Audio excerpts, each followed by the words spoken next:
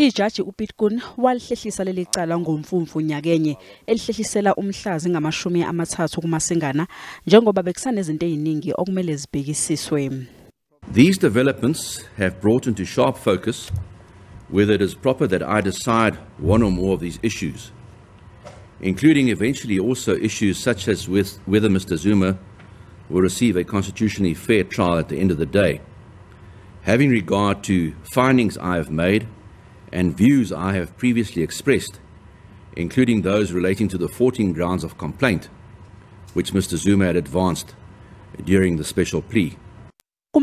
Wathumele enkantolo uZuma wathi kungenzeka ukuthi uKun wayicabanga ukuthi udawuna umsulwa kulamacala abhekene nawo engakwazi ukumgweba kahle kuwo nongaholela ekutheni kube nokuchema uma sekukhishwa isinqumo. Umbuso wathi abukho ubufakazi bokuthi uKun angeke elisingathe ngobuqotho leli cala.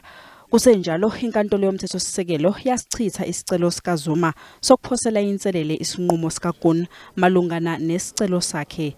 Inkantolo yathi mancane amathuba ukuthi lesi sicelo sizophumelela. uKun uthi maningi amathuba ukuthi leli cala liqale ukuqulwa ngasekuqaleni kwesigaba sesibili sonyaka enkantolo ephakeme ngenxa yokuthi ummeli usematasa okwamanje.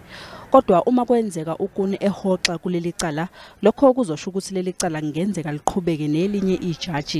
uZuma kanye nabameli bakhe benkampani yaseFrance Thales kanjalo nasolwa nabo bavumelekile ukuthi bengabe bikho enkantolo uma sekwenzeka lokhu kusasa.